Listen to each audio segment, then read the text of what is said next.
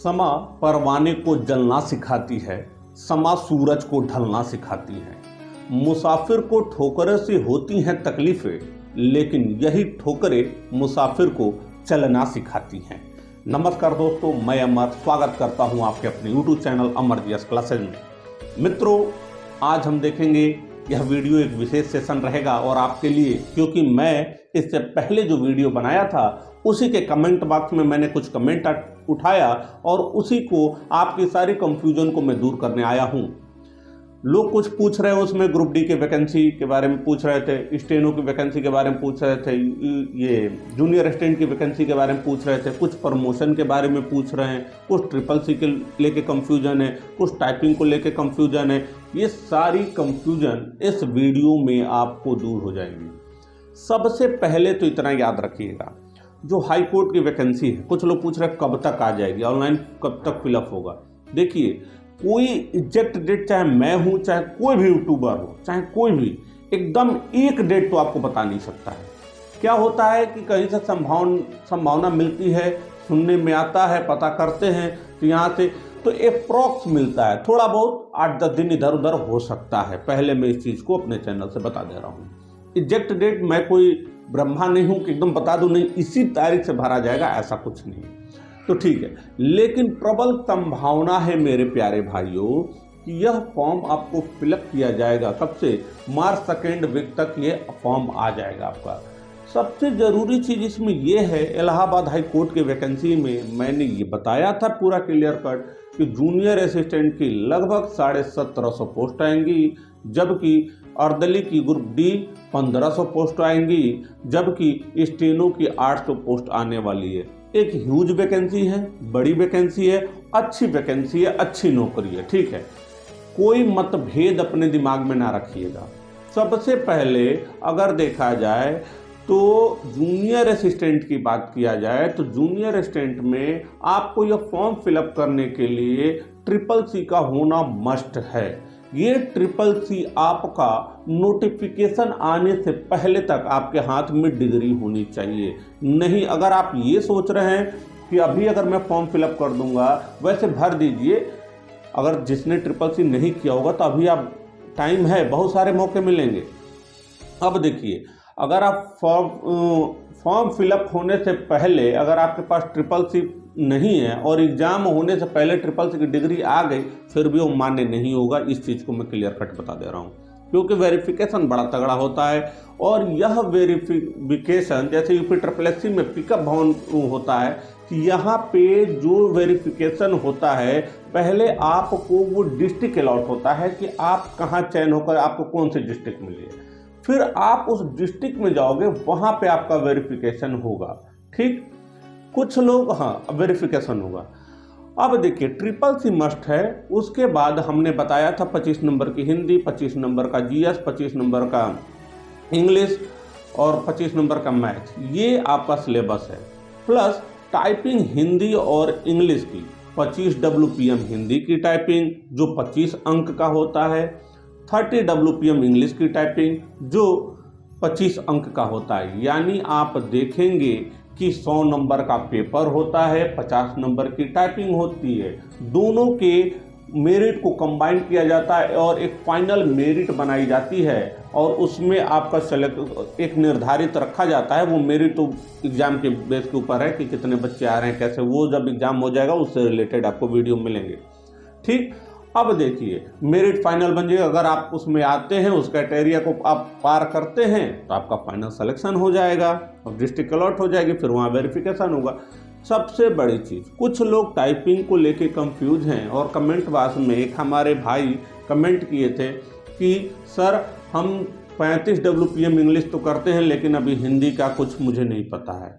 देखिए, आप टाइपिंग का वेट ना कीजिए कि जब हमारा पेपर हो जाएगा, जब मैं सेलेक्ट हो जाऊंगा प्री लेवल में, मतलब जो रिटन एग्जाम है, उसके बाद मैं टाइपिंग स्टार्ट कर दूंगा। आप तब दिक्कत हो जाएगी। देखो दोस्तों, टाइपिंग अभी से शुरुआत कर दीजिए, क्योंकि आप पिछला रिकॉर्ड उठा कर देख सकते हैं। एक वैकेंसी थोड़ी सी अपवाद रही, जिसमें हम लोग 2017 वाले सिलेक्शन जो हुआ उसमें थोड़ा सा टाइम गैप ज़्यादा हो गया था। नहीं तो 2015 आप देख सकते हैं, 18-19 देख सकते हैं। ये FTC की वैकेंसी आप देख सकते हैं, जो एग्जाम कराने जो होता है और जो टाइपिंग होती है, इन दोनों का गैप बहुत शॉर्ट होता है, तो उस समय घबराहट होती है, आप हो सकता है कि अपनी स्पीड ना बना पाए, ये सारी दिक्कतें ना हो आपको। इस वजह से टाइपिंग अभी से शुरुआत कर दीजिए। किस पे शुरू करें? हिंदी में स्क्रिप्ट इजी होता है, अभी से उस पर शुरू कर दीजिए। इंग्लिश तो भाई आप रेगुलर करते रहिए, जीआर टाइपिंग पे करिए। अभी मैं कहूँगा आपको पेज पे करिए, क्योंकि यहाँ पे नंबर मिलते हैं टाइपिंग को, तो इस वजह से आपका एक्यूरेसी का होना बहुत ज़रूरी है। आपको तरह तरह के अलग अलग चैनल पे अलग अलग लोग तरह तरह के दूसरी बात बताएंगे, लेकिन मैं अपना अनुभव आपसे बता रहा हूँ। यहाँ पे एक्यूरेसी का भी बहुत बड़ा महत्व होता है, तो ये कभी आप ना सोचिएगा कि अभी से आप क्या कीजिए। आप जैसे मैं जब टाइपिंग करता था, बैक स्पेस अलाउ है, लेकिन मैं जब अपनी टाइपिंग करता था, मैं जानबूझकर बैक स्पेस निकाल कर रख लिया था और ऐसे टाइपिंग करता था। उससे क्या होता है कि बैक स्पेस पे मेरा हाथ ही नहीं जाएगा, एक्यूरेसी ज़्यादा होगी, गलतियां कम होंगी, तो शुरुआत में थोड़ा सा दिक्कत होगा, फिर मैनेज हो जाएगा। दूसरी बात, हिंदी टाइपिंग करे चाहे इंग्लिश टाइपिंग करे, एक्यूरेसी पे ध्यान देना है। बैक स्पेस अलाउ होता है 25-25 नंबर का, मेरे 49.5 नंबर थे, और टाइपिंग इसमें बहुत बड़ा महत्व रखता है। हो सकता है कि रिटन में आपके थोड़े से 1-2 नंबर कम आ जाएं, लेकिन टाइपिंग अगर आप अच्छे से कर लिए तो बहुत लोगों को जो मेरे साथ में थे, और बहुत लोगों को मैं जानता हूं जिनके रिटन में अच्छे नंबर थे और टाइपिंग में वो फेल हो गए। 30 वर्ष से आपका दोनों पोर्शन का होना बहुत ज़रूरी है। इस वजह से मैं कह रहा हूँ टाइपिंग अभी से स्टार्ट कर दीजिए। दूसरी चीज़, जूनियर असिस्टेंट के अगर आप पद पे हो जा रहे हैं तो जूनियर असिस्टेंट, इसमें प्रमोशन के चांसेस बहुत अधिक है। अगर आप स्टेट लेवल की कोई भी नौकरी देखें, नहीं पता, अगर आपको हमारी बातों पर विश्वास ना होगा तो कोई करता होगा तो पूछ लीजिएगा। जैसे लेखपाल हो, चाहे वीडियो हो, चाहे कोई भी खाद्य रसद विभाग में हो, हमारे साथी एक आए हैं, वो खाद्य रसद विभाग में ट्रिपल के थ्रू थे और छोड़कर हमारे यहाँ हैं। प्रमोशन के चांसेस वहाँ पे बहुत कम होते हैं, 10-10 साल लग जाते हैं, लेकिन यहाँ पे ऐसा कुछ नहीं है। 2015 वालों का सीनियर असिस्टेंट में हो गया, 2800 ग्रेड पे हो गया। अब इसी तरीके से क्या होता है कि प्रमोशन के स्टेनो है, स्टेनो का 2800 थे, वो 4200 पहुँच गए। तो ये प्रमोशन के चांसेस ठीक हैं। अगर आपका सब कुछ सही रहा, कोई इंक्वायरी नहीं सेटअप है, तो प्रमोशन ठीक ठाक मिलता है। सबसे बड़ी चीज इस नौकरी की ये खासियत है, सबसे बड़ा पॉइंट जो मुझे सबसे बड़ा प्लस पॉइंट लगता है, मैं दोनों बताऊंगा। सबसे बड़ा प्लस पॉइंट ये है इस नौकरी का, एक तो टाइमली सैलरी आती है। जैसे आर्मी वालों की सैलरी आती है ना, जो हमारे आर्मी के जवान है, जय हिंद उन लोगों को और सशक्त नमन, उन्हीं लोग की वजह से आज मैं ये वीडियो बना रहा हूँ। चाहे सभी लोग सुरक्षित हैं, तो ऐसे जवानों को हमारा चरण स्पर्श। अब देखिए, आर्मी वालों की तरह, पुलिस वालों की तरह एकदम एग्जैक्टली 1 तारीख को सैलरी आ जाती है। थोड़ा बहुत 2-4 मतलब 5 तारीख से पहले आपकी सैलरी आनी फिक्स है, जबकि दूसरे विभाग में आप देखते हैं कि थोड़ा बहुत डिले होता है। उससे भी बड़ा प्लस पॉइंट मुझे ये लगता है कि यहाँ पे नेता नगरी का कोई हस्तक्षेप नहीं है। सबसे अच्छी चीज जो मुझे पर्सनली लगता है। तीसरी सबसे बड़ी चीज है कि इसमें चुनाव ड्यूटी का कोई झंझट नहीं रहता है कि नहीं मुझे चुनाव ड्यूटी पे जाना है, चुनाव ड्यूटी करना है। यानी आप नेता नगरी का ये नहीं है कि आप किसी की गवर्नमेंट है, अब आके कोई आपको हड़काना शुरू कर देगा, ऐसे नहीं करो, ये करो, हमारा यहाँ पहुँच है, तो ये विधायक जी हम हैं तो मंत्री जी, ऐसा कहीं कोई मतलब नहीं है। अनुच्छेद 50 कहता है कार्यपालिका से न्यायपालिका का पृथक्करण। इस वजह से कार्यपालिका न्यायपालिका के कार्य में हस्तक्षेप नहीं करती है। तो अनुच्छेद 50 याद रखिएगा, ये पिछले एग्जाम में शायद आया भी था। अनुच्छेद 50 क्या कहता है? तो कार्यपालिका से न्यायपालिका का पृथक्करण है। ठीक है, का आपको अनुच्छेद भी याद हो गया। अब देखिए, तो यहाँ पे ये मुझे 2-3 पॉइंट बहुत अच्छी लगती है। स्टेनो की बात की जाए तो स्टेनो तो बहुत अच्छी नौकरी। अगर मैं देखूं, अगर कोर्ट की सबसे अच्छी पर्सनली मुझे तौर पे नौकरी लगती तो स्टेनो की जॉब बहुत अच्छी होती है। कोई फाइलों का कस्टोडियन स्टेनो नहीं होता है, उसके पास कोई फाइल नहीं होता है। जो जजमेंट टाइप करना होता है, बेल टाइप करना होता है, जो जमानत होती है उसे टाइप करना होता है, तो ये सब काम होता है स्टेनो का। ग्रुप डी की भी नौकरी वो ठीक है, कोई दिक्कत नहीं है। 10 से 5 वाली ड्यूटी है। हो सकता है कि अगर आप लोअर कोर्ट में हो तो 6 बज जाए, कभी 6:30 बज जाए, तो परेशान होने वाली बात नहीं है। बेरोजगारी से तो बहुत अच्छा है। इस समय बेरोजगार हैं, चाहे कोई भी बेरोजगार हो, तो मैं भी बेरोजगारी का दंश झेल चुका हूँ। तो बेरोजगारी से तो लाख अच्छा है।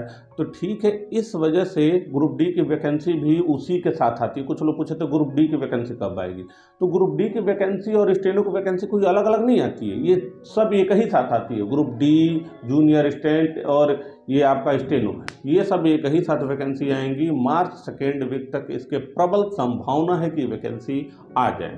अब देखिए, स्टेनो में हमने बता दिया कि जजमेंट टाइप करना है, बिल टाइप करना है, और भी कोई कंफ्यूजन हो तो कमेंट बॉक्स में पूछ सकते हैं। तो स्टेनो की भी नौकरी बहुत ज़बरदस्त होती है, प्रमोशन के अच्छे चांसेज होते हैं, तो कोई दिक्कत नहीं है। कोई बता ही दिया, कोई नेता नगरी का टेंशन नहीं होता है। चुनाव ड्यूटी, इलेक्शन ड्यूटी से कोई मतलब हम लोग को है नहीं, इलेक्शन ड्यूटी हम लोग को लगता नहीं है। तो ये सब इस नौकरी में कुछ फायदे हैं। निगेटिव पॉइंट भी, मैं निगेटिव पॉइंट नहीं बताऊंगा, क्योंकि देखिए अभी आप तैयारी कीजिए और मेरा फर्ज ये बनता है कि आप सब भाइयों की तैयारी अभी अच्छी हो और अभी से मेहनत करके लग जाएं और आपका सिलेक्शन हो।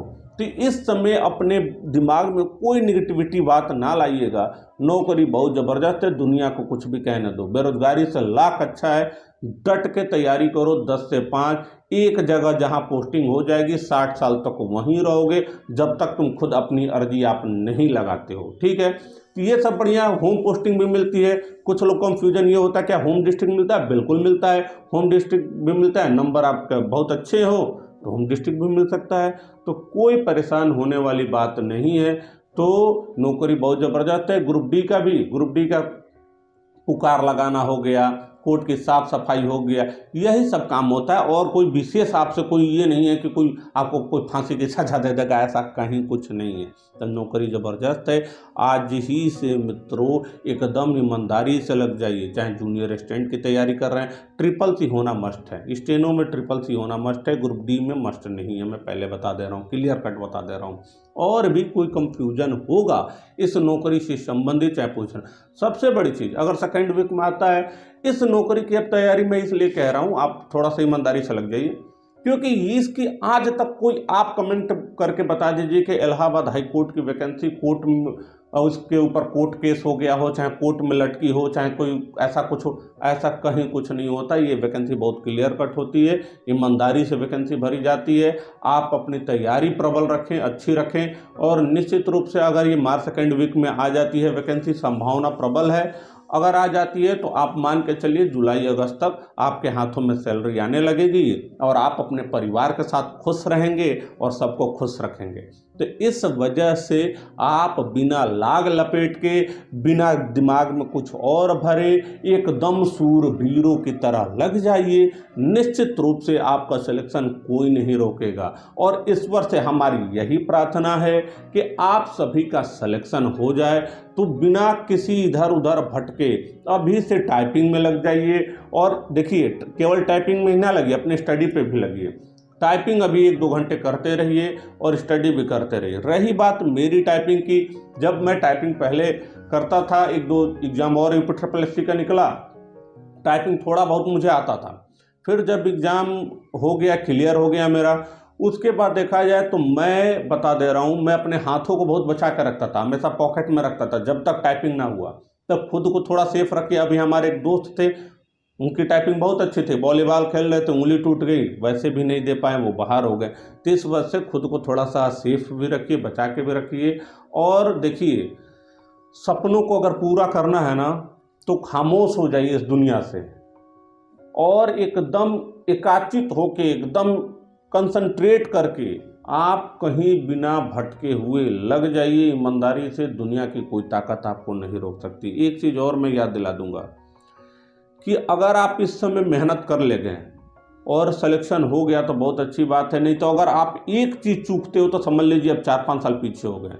अगर मैं उस वैकेंसी में नहीं होता तो मैं बहुत कुछ झेल जाता, सीरियसली मैं बता रहा हूँ। और यही मान के मैं एकदम जम के टाइपिंग करता था कि नहीं, अगर मैं यहाँ पे चुका तो समझ लीजिए फिर यहीं इसी जगह पे पहुँचने के लिए मुझे इतने सब सारे मतलब कठिनाइयों को पार करना पड़ेगा। इस वजह से दोस्तों अभी से लग जाइए और मान के चलिए 1735 पोस्ट में ट्रिपल सी है, 800 स्टेनो में, अगर ट्रिपल सी नहीं है ग्रुप डी में, तो इसमें से आपको एक सीट के लिए, हाँ एक सीट तो आपकी है पक्का ही पक्का। ये लड़ाई, ये कंपटीशन दूसरों से नहीं है, खुद से कंपटीशन होता है, ठीक है।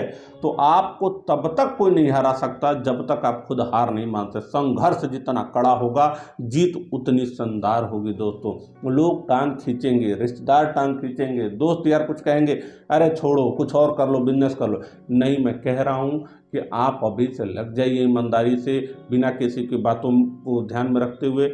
और ये आपका भाई हर पल पे, हर मोड़ पे आपकी मदद करेगा, ये जब तक वैकेंसी कंप्लीट ना हो जाए।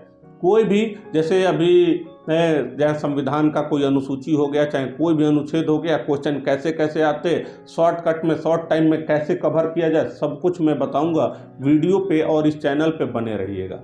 इस चैनल के नोटिफिकेशन पाने के लिए आप सब्सक्राइब शेयर जरूर कीजिएगा और बेल आइकन जरूर प्रेस कर दीजिएगा, इससे आने वाले नोटिफिकेशन पता चल जाएंगे। एक और चीज़, आपको बहुत कुछ लोग ऐसे मिल जाएंगे, कहेंगे वर्कलोड है छोड़ो, तो इन सब चक्करों में ना पड़िएगा, ठीक है। बाकी आप वैकेंसी का आप हाल देख ही रहे हो, कोई छुपा नहीं है, किसी वैकेंसी का हाल छुपा नहीं, आप देख रहे हो। पता चले मान लीजिए दीजिए, देखिए वीडियो हुआ, फिर कैंसिल हो गया, पता ना कब होगा, कब रिजल्ट आएगा। लेखपाल की वैकेंसी आई है, अच्छी वैकेंसी है, कोई बात नहीं, हम किसी नौकरी की बुराई नहीं कर रहे, लेकिन अगर समय सीमा के अंदर कोई वैकेंसी हो जाए, अगर आपकी नौकरी लग जाए तो फिर वो अच्छी बात है। फिर क्या मतलब है नौकरी पाने का? अगर मान लेते हैं 40 साल में नौकरी पा रहे हो, बट इसमें जो फॉर्म भरने का है 18 से 40 साल, 40 साल में नौकरी ही पा गए, तो फिर क्या मतलब है? जो बहुत अपने हैं, जो आपके सपने हैं, आप सोचे हो कि हाँ इनके साथ अपना घर बसाएंगे, वो तो आपको मामा बना दी, वो कहीं और चली गई, फिर कोई मतलब है क्या नौकरी पाने का और वो करने का? समय सीमा के अंदर नौकरी पाना और फाइनल सिलेक्शन ले लेना और समाज में अपनी इज्जत को बनाना एक बहुत अहम चीज़ होती है। तो लग जाइए, कहीं कोई दिक्कत नहीं होती है। अरे यार जानकारी आप लीजिए ना, कोर्ट की नौकरी बहुत एडवेंचरस जॉब है, बहुत मज़ेदार जॉब है, रुतबा एक अलग से होता है, ठीक है। अगर जानकारी है तो बहुत लोगों से, प्रबुद्ध लोगों के बीच आपको रहना है, जज रहेंगे, वकील रहेंगे, अधिवक्ता रहेंगे, अगर बना कर रहिए, अगर जानकारी है सब लोग इज्जत करेंगे, बहुत प्यार देंगे। इस वजह से मैं अभी भी यही कह रहा हूँ कि आप लोग बिना कुछ सोचे समझे उसमें लग जाइए, तैयारी में लग जाइए, और ज़्यादा ये सब ना सोचिए कि नहीं होगा, चाहे ऐसा होगा,